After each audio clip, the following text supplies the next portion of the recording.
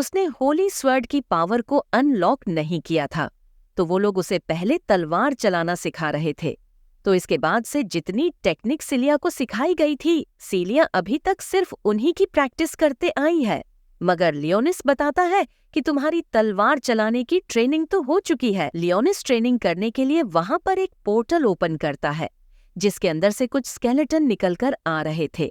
अब सिलिया इसे देखकर तो शॉक थी, तो लियोनिस बताता है कि चिंता मत करो, ये लियोनिस की आर्मी के सोल्जर्स हैं और ये लो लेवल सोल्जर्स हैं, इसीलिए इनसे डरने की बात नहीं है और सिलिया जितना चाहे इन्हें मार सकती है। इसके बाद अब सिलिया ट्रेनिंग स्टार्ट करती है और हम देखते हैं कि वह कई सारे स्केलेटन को हरा रही थी, लेकिन अब स्केलेटन बहुत सारे थे, तो वो एक साथ मिलकर उस पर अटैक कर रहे थे, लेकिन फिर भी सिलिया उन्हें मारते जा रही थी। अब कुछ देर तक इसी तरह से लड़ने के बाद वह थक चुकी थी। ये देखकर लियोनिस रुक जाता है और अपने समन किए हुए सारे स्केलेटन को वापस रख लेता है। वो कहता है कि आज के लिए इतनी ट्रेनिंग बहुत है, अब हम बाकी की ट्रेनिंग कल करेंगे। और साथ ही वो यह भी कह रहा था कि अगर तुम्हें एनर्जी की जरूरत हो तो तुम कह सकती हो, लेकिन सिलिया कहती है कि नहीं, अभी उसे एनर्जी की जरूरत नहीं है। अब अगले सीन में हम आ जाते हैं सकुया के पास। यहाँ पर वो अपने डोर से बाहर आई थी और अल्फाइन से मिलने के लिए आई थी। बाहर उसे ब्लैक आस दिखता है और वो उसे बहुत ही क्यूट लगा था, मगर ब्लैक यहाँ पर अल्फाइन के घर के बाहर बैठा हुआ था और अभी उसे थोड़ी जल्दी थी, इस वजह से वो फिर मिलेगी कहते हुए वहां से चली जाती है।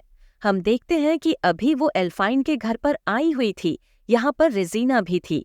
यहाँ एल्फाइन उसे बताती है कि सिटी की तरफ से एक और ग्रुप गया था उस वाइट कॉलोनी के अंदर उस वाइट लॉर्ड को ढूंढने के लिए, लेकिन उन लोगों का भी कोई पता नहीं है। वो ये भी कहती है कि ये जो ग्रुप था ये उस पिछले वाले ग्रुप से ज्यादा स्ट्रांग था। अब यहाँ से सीन चेंज होकर फिर से लियोनिस और सिलिया के पास आता है। वहां पर हम देखते हैं कि वो दोनों बाइक से इस वक्त वापस सिटी के अंदर घूम रहे थे और खाने की दुकान ढूंढ रहे थे। अब हम एक फूड शॉप को देखते हैं जहां पर शैरी काम कर रही थी। असल में इंफॉर्मेशन निकालने के लिए उसे सबसे अच्छा तरीका यही लगा था कि वह सिटी में अलग अलग दुकानों पर काम करे और जितनी हो सके उतनी इंफॉर्मेशन उनके ओनर्स और कस्टमर से ले सके। यहाँ पर जो ओनर था वो उसे एक बाउल देता है जिसमें कुछ पोटैटो रखे थे। वो कहता है कि इन्हें कट कर दो, लेकिन जब सैरी ये सुनती है तो वह तुरंत उसे बाउल को उछाल हुए उस बाउल को भी कट कर देती है। लेकिन जब शैरी यह सुनती है तो वह तुरंत उस बाउल को उछाल हुए उस बाउल को भी साथ में कट कर देती है। ओनर ये देखकर शॉक था। वो उसे बाहर जाकर दुकान को साफ करने का ऑर्डर देता है। अब यहाँ पर शैरी बाहर आ रही थी, तभी वहां सामने वो लियोनिस और सिलिया को देखती है। यहाँ पर वह कुछ खाने के लिए लेने आए थे और खाना लेकर वहां से चले जाते हैं। सैरी इस वक्त मन ही मन सोच रही थी कि आखिर ये कहाँ जा रहे हैं। वैसे इस वक्त लियोनिस को भी नहीं पता था कि वो कहाँ जाने वाले हैं, लेकिन अब सिलिया एक ऑर्फनेज के बाहर आकर बाइक रोकती है। लियोनिस उससे पूछता है कि यह हम कहाँ पर आए हैं, तो सिलिया बताती है कि असल में ये एक रेस्टोरेंट भी है और एक ऑर्फनेज भी। यहाँ पर सिटी में वो सभी चिल्ड्रंस रहते हैं जिनके पेरेंट्स को वॉइड मॉन्स्टर ने खत्म कर दिया। अब वहाँ उस ऑर्फनेज से कुछ बच्चे बाहर निकल कर आते हैं। लियोनिस उनसे थोड़ा रिलेट कर पा रहा था और हमें पता चलता है कि असल में जब लियोनिस मेन कैरेक्टर नहीं बना था तब वो भी एक ऑर्फनेज बॉय था। मतलब उसके पेरेंट्स नहीं थे, इस वजह से वो भी इनके लिए थोड़ा सा दुखी था। यहाँ पर हम देखते हैं कि अब वो उस ऑर्फनेज के अंदर आते हैं। वहां पर बहुत सारे बच्चे थे। एक बच्चा अभी सिलिया के पास आ रहा था। लियोनिस को ये चीज गलत लगती है तो वो उसे वहीं पर रोकने वाला था, लेकिन सिलिया कहती है कि कोई बात नहीं। अब यहाँ पर उस ऑर्फनेज की ओनर आती है और वो सिलिया से तो मिल चुकी है, लेकिन वो लियोनिस को यहाँ पर पहली बार देख रही थी। तो वो पूछती है कि ये लड़का कौन है, जिस पर सिलिया उसे बताती है कि असल में लियोनिस उन्हें एक असिस्टेंट टॉम के अंदर मिला है और वो वॉइड मॉन्स्टर से घिरा हुआ था, तो सिलिया ने उसे प्रोटेक्ट किया। और साथ ही सिलिया यह भी बताती है कि लियोनिस एक होली स्वर्ड नाइट है। ये सुनकर सभी चिल्ड्रन बहुत ही ज्यादा एक्साइटेड लग रहे थे और वो सारे बच्चे उसकी पावर देखने के लिए उसके पास आ जाते हैं। वैसे अब सीलिया उन्हें बताती है कि वो उन सभी के लिए कुछ कुछ खाने की चीजें लेकर आई है। ये सुनकर सभी बच्चे खुश हो चुके थे, लेकिन इसी वक्त सीन चेंज होता है और हम देखते हैं कि अभी जो ग्रुप गया हुआ था वो वहां सिटी में छानबीन कर रहा था। और इस तरफ जब सकुया सो रही थी तो अचानक उनकी नींद खुल जाती है। वो उस कंप्यूटर स्क्रीन पर देखती है कि वहां कुछ गड़बड़ है और फिर हमें पता चलता है कि जो सिटी का कंट्रोल रूम है वहां पर अचानक से कुछ वॉइड आ चुकी है और वो पूरी तरह से उस कंट्रोल रूम को घेरती जा रही है। अभी हम लियोनिस के पास्ट का एक सीन देखते हैं। ये उसकी पिछली लाइफ यानी कि आज से बहुत पहले का सीन है, जब वो एक हीरो हुआ करता था। यहाँ पर हम देखते हैं कि एक सिटी के ऊपर इस वक्त कुछ ऑग नाम के मॉन्स्टर ने हमला किया था और इन मॉन्स्टर से लड़ने के लिए लियोनिस और उसके 2 दोस्त आए हुए थे, जो कि लियोनिस की तरह ही हीरो थे। यहाँ पर जो ओल्ड मैन थे वो इस वक्त अपनी पावर का इस्तेमाल कर रहे थे। उन सभी मॉन्स्टर को खत्म करने के लिए वो इजीली सभी मॉन्स्टर को खत्म कर सकते थे। बस यहाँ पर प्रॉब्लम यह थी कि वो अपनी पावर से उन मॉन्स्टर के साथ साथ वो सिटी के लोगों को भी चोट पहुंचा रहे थे। और यह देखकर लियोनिस थोड़ा हैरान था। वो सोच रहा था कि अगर थोड़ी सी प्लानिंग के साथ यही अटैक किया जाए तो इससे लोगों की जान बचाई जा सकती है। और वो तुरंत उस ओल्ड मैन के अटैक को डिस्ट्रॉय कर देता है और खुद आगे जाकर मॉन्स्टर को खत्म करते हुए लोगों को बचाना स्टार्ट कर देता है। यहाँ पर लियोनिस एक के बाद एक सारे मॉन्स्टर को खत्म कर देता है और सिटी के सभी लोग अब बच चुके थे, जिसके बाद वो सभी लियोनिस से बहुत ही ज्यादा इम्प्रेस्ड थे और उनके मन में लियोनिस के लाइन रिस्पेक्ट बढ़ चुकी थी। मगर इस चीज से वो ओल्ड मैन और उसके जो दूसरे साथी थे वो बिल्कुल भी खुश नहीं थे। और यहाँ पर हमें उस ओल्ड मैन का नाम एयरकेल पता चलता है। इसके बाद अब सीन चेंज होता है और हम करंट टाइम में आ जाते हैं। यहाँ पर हमें पता चलता है कि जिन क्रिएचर को हेडक्वार्टर में देखा गया था वो असल में एयरकेल ही है। ये उसकी ही पावर थी, या फिर ऐसा कह लो कि ये उनका नया रूप था। वैसे अभी हम यहाँ पर दूसरे हेडक्वार्टर की तरफ आते हैं, जहाँ पर मीटिंग चल रही थी। वहाँ पर वो लोग इसी क्रिएचर के बारे में बात कर रहे थे, लेकिन अचानक से वो क्रिएचर गायब हो चुका था। किसी को समझ नहीं आ रहा था कि ये क्या हो रहा है।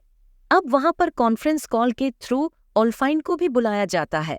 यहाँ पर एल्फाइन बताती है कि उसने अब तक जितनी भी रिसर्च करी है उस रिसर्च से उसे पता चला है कि डिस्ट्रिक्ट 62 में कुछ गड़बड़ है। साथ ही यहाँ पर वो ये भी कहती है कि उसने सारी इन्फॉर्मेशन निकाली और अलग अलग डिस्ट्रिक्ट में चेकिंग भी की, जिसके बाद उसे पता चला कि ये एनर्जी बिल्कुल अलग है और यहाँ तक कि ये एनर्जी किसी वॉइड मॉन्स्टर की ही है। अब जैसे ही उन लोगों को पता चलता है कि यह वॉइड मॉन्स्टर का काम है तो वो सभी लोग हैरान हो जाते हैं, क्योंकि वॉइड मॉन्स्टर इतने पावरफुल नहीं होते। वहीं पर एक ओल्ड मैन बैठे हुए थे जो कहने लगते हैं कि यह पॉसिबल ही नहीं है, क्योंकि उनकी पूरी सिटी में वॉइड मॉन्स्टर के डिटेक्टर मशीन लगी हुई है, जो कि उन्हें पहले ही डिटेक्ट करके बता सकती है कि कहाँ पर वॉइड मॉन्स्टर ने हमला किया है। लेकिन इस चीज पर एल्फाइन कहती है कि ऐसा उस एनर्जी के कारण हो रहा है। वो एनर्जी इतनी ज्यादा नहीं है कि वॉइड डिटेक्टर मशीन उसे कोई खतरा समझे। इस वजह से उसने सिग्नल नहीं दिए कि कुछ गड़बड़ है। लेकिन अभी भी वो ओल्ड मैन और बाकी सभी के लिए यह बात मानना थोड़ा मुश्किल था। ओल्ड मैन इसीलिए शॉक में थे क्योंकि वॉइड मॉन्स्टर कभी भी मैजिक का यूज नहीं करते, मगर अब अचानक से वो मैजिक का इस्तेमाल कर रहे थे। और जब वो ये सवाल एल्फाइन से पूछते हैं तो एल्फाइन उनसे उल्टा सवाल पूछने लगती है कि डिस्ट्रिक्ट 62 में क्या हुआ था। तो अब ये बात सुनने के बाद वो लोग रिपोर्ट बताते हैं कि वहां पर जो लोग गए थे उन्होंने कुछ रूट्स को बढ़ते हुए देखा।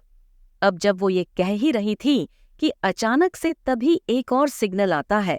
उन लोगों को पता चलता है कि डिस्ट्रिक्ट 31 में भी कुछ हलचल दिखाई दी है और इसके बाद स्टॉक डिपार्टमेंट में भी सेम इसी तरह का सिग्नल आता है।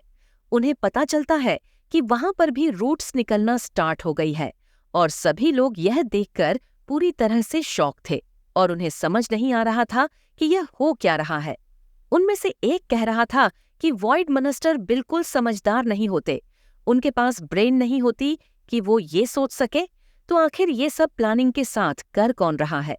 अब यहाँ से सीन चेंज होता है और अब हम अल्फाइन के रूम में आ चुके थे। वहां पर आकर हम देखते हैं कि इस वक्त रेजिना थोड़ी चिंता में थी क्योंकि सीलिया अभी तक लौट कर नहीं आई है। वो जब एल्फाइन से इस बारे में पूछती है तो एल्फाइन बताती है कि उनके कपड़े पर एक ट्रैकर लगा है। अब जीपीएस के थ्रू देखकर वो बताती है कि वो लोग एक ऑनरफन में है। अब यहाँ पर रेजिना थोड़ा सा रिलैक्स महसूस करती है, लेकिन एल्फाइन कह रही थी कि सिटी में कई सारे इंसिडेंट हो रहे हैं और अचानक से हर तरफ अजीब अजीब चीजें दिख रही हैं। इसीलिए उन्हें अलर्ट रहना होगा और तैयार रहना होगा, क्योंकि कभी भी कहीं से कुछ भी रिपोर्ट आ सकती है और अभी तक उन्हें यह भी नहीं पता कि ये सच में किसी वॉइड मॉन्स्टर का काम है या फिर किसी और का। अब अगले सीन में हम लियोनिस और सीलिया को देखते हैं। यहाँ पर वो उन सभी ऑनरफन बच्चों के साथ खाना खा रहे थे। उनमें से ही एक लड़का जो कि लियोनिस के पास बैठा हुआ था, वो उससे कह रहा था कि क्या वो उसे अपनी होली स्वर्ड दिखाएगा। वैसे लियोनिस को वो लड़का बिल्कुल भी पसंद नहीं आया था। वैसे तभी वहां पर एक एक लड़की आती है जो कि लगभग लियोनिस की ही एज की थी। भले ही वह एक ऑनरफन है, लेकिन वो बहुत पढ़ी लिखी लग रही थी। लियोनिस उससे इम्प्रेस्ड था, मगर इसका असली कारण ये था कि उस लड़की को लियोनिस पर क्रश था, क्योंकि लियोनिस होली स्वर्ड एक्टिवेट कर चुका है, साथ ही वो पावरफुल भी है। वैसे इसके बाद हम वापस से हेडक्वार्टर में आते हैं, जहां पर हम देखते हैं कि उन्होंने एक टीम को उस जगह पर भेज दिया था जहां पर वो रूट्स दिखना स्टार्ट हुई थी। वो लोग वहां पर पहुंचकर रिपोर्ट भेजते हैं और अब उन्हें वो रूट्स को काटना था, क्योंकि उस ओल्ड मैन ने ये ऑन ऑर्डर दिया था कि उन्हें हटाकर उन्हें पता करना होगा कि असलियत में इस चीज के पीछे है कौन। वैसे उस जगह से उन्हें कुछ फुटेज मिले थे जिससे उन्हें थोड़ा थोड़ा शक हो चुका था कि ये काम वाइड मॉन्स्टर का ही है। अब वहां पर उन रूट्स को काटने का काम स्टार्ट होता है, लेकिन अचानक से उनके अंदर से कुछ आंखें दिखने लगती हैं और फिर अचानक एक सिग्नल भी आता है जिससे पता चलता है कि ये सब वाइड मॉन्स्टर कर रहे हैं।